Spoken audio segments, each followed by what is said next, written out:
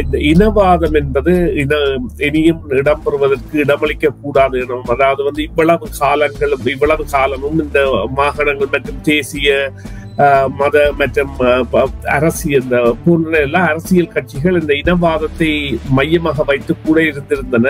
ஆனால் அவ்வாறு இல்லாமல் மக்களை நம்பும் மக்களுக்கான சேவையை செய்யும் ஜனநாயகமாக இருக்கக்கூடிய செயற்பாடுகளில் ஈடுபடுவதாக தெரிவித்திருக்கின்றார். தேசிய ஒற்றுமை என்பது இல்லாதிருக்கின்றது அல்லது இனவாத அரசியலுக்கு பலியான காரணத்தினால் அவ்வாறு இடம்பெற்றிருக்கின்றது.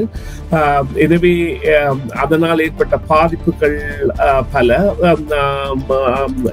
இரண்டு இனங்களுமே அல்லது மூன்று இனங்களுமே கண்ணீரை சந்தித்திருக்கின்றன. எனவே பொருளாதாரம், ஜனநாயகம் ஆகியவற்றை கட்டியெழுப்பதுடன் தேசிய ஒற்றுமைப்பாட்டை கட்டியெழுப்போம் என்று கூறியிருக்கின்றார். குறிப்பிட்ட கருத்துக்கு மரியாதை தெரிவித்திருக்கிறார்கள் அல்லது ஆமோதித்து அதனை மாற்றி இருக்கின்றார்கள். இது அவர்களிடையான அதாவது புரிதல் இருக்கின்றது என்பதை அல்லது அவர்களுக்கான பிரச்சாரமாக செய்கின்றவர்களிடையே பலமாக இன்னும் பலப்படுத்தக்கூடிய ஒரு பிரச்சாரமாக இது இருக்கும். CanSmile Dental, Orthodontics, Implants, Oral Surgeries, Emergency Dental Care. Doctor Bobby Chandy 20 வருடங்களுக்கு மேலான அனுபவம். ஏசியா, யூரோப், மிடில் ஈஸ்டில் சேவை செய்து இப்பொழுது கனடாவில் மிசிசாகாவில் டாக்டர் ஆர் மோகன் டென்டல் ஆபீஸ் இருந்த அதே இடத்தில் தமிழில் பேசி ஆலோசனை பெற டாக்டர் Bobby Chandy, டிக்சியன் டண்டாஸ், இலக்கம் 3033 பல்ஸ்டான் ரோடு, யூனிட் 206, 905 949 5656 905 949 5656. CanSmile Dental.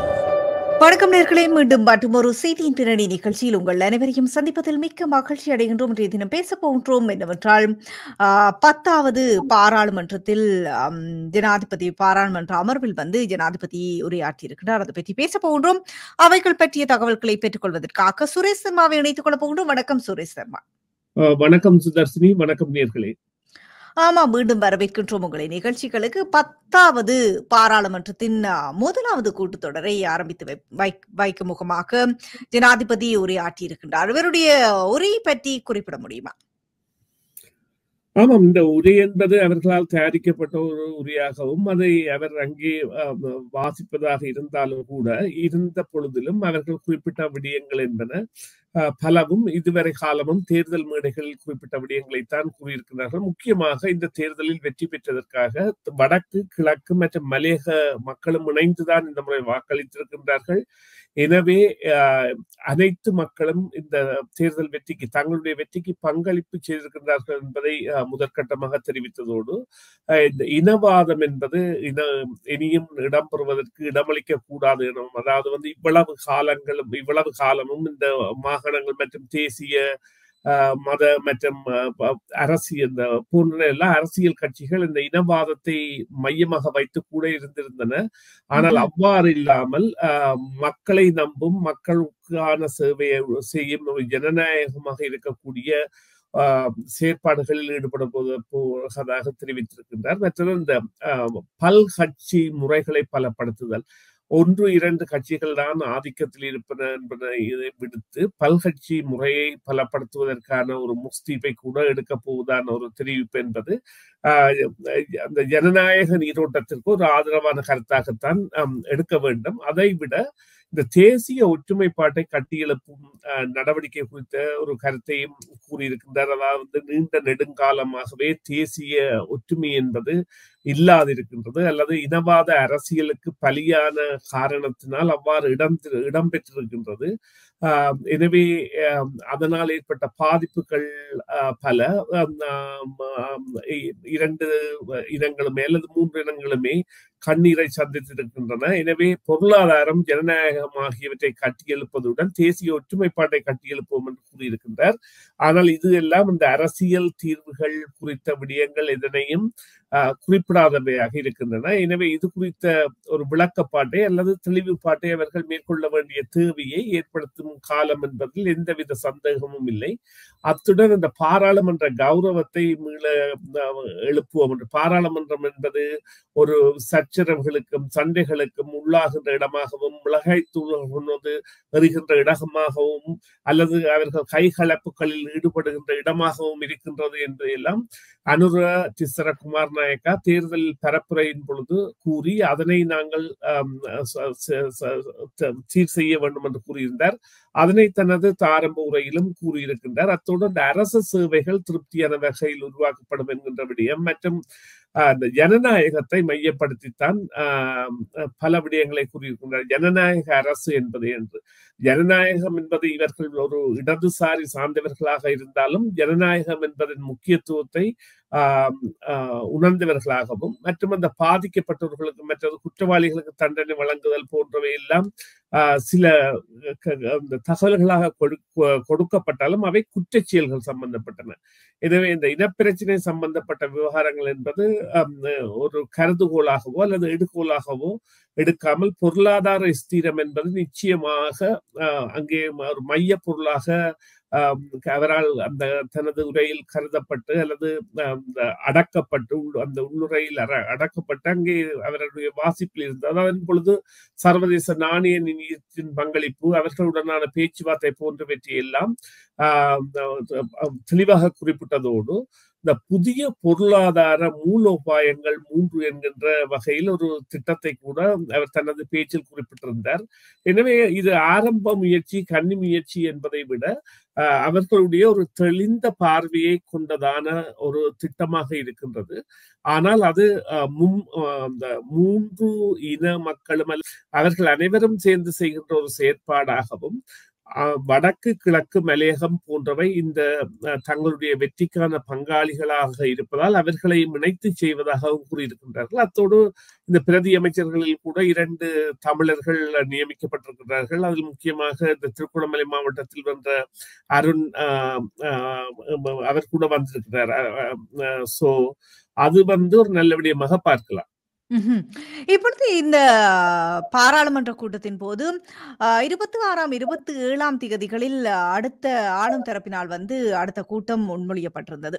ஆனாலும் கூட ஸ்ரீதரன் அது மாவீரர் தினம் வாரத்தின் இறுதி நாட்களாக இருக்கும் பட்சத்தில் அதற்கு பங்கெடுப்பதற்கு சிரமங்கள் ஏற்படும் என்று கூறப்பட்ட போது அவர்களினால் அந்த கூட்டம் 28ஆம் திகதிக்கு போடப்பட்டிருக்கிறது.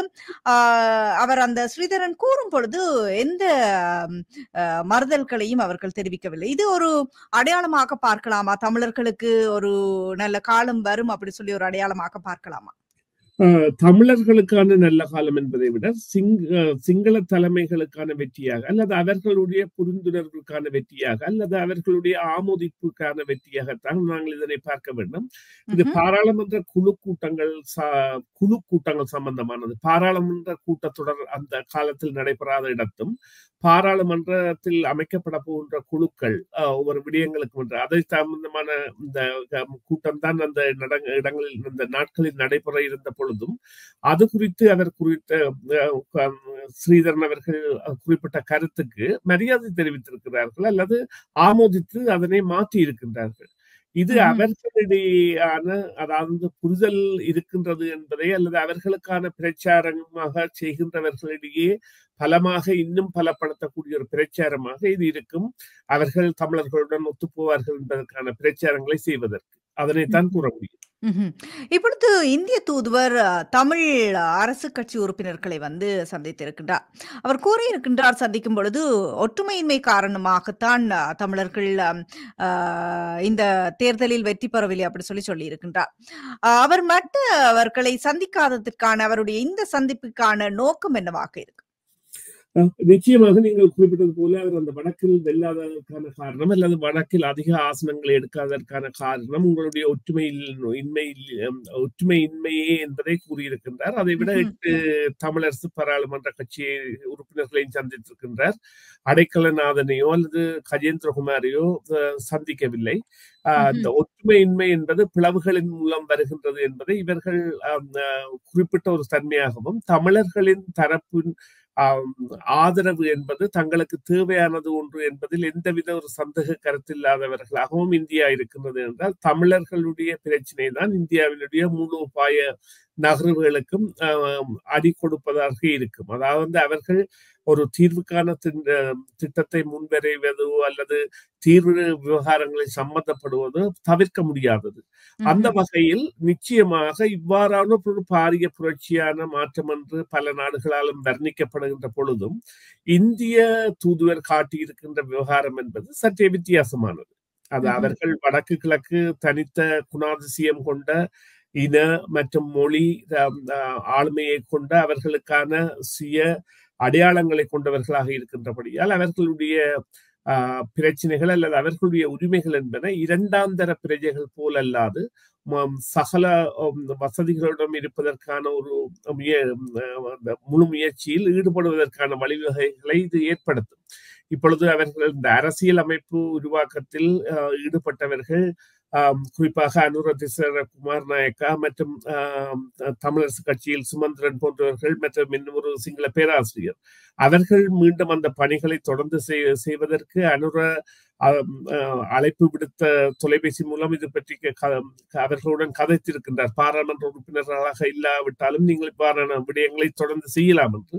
எனவே அந்த விவகாரங்களில் இந்தியாவின் பங்கு என்பது இருக்கும்.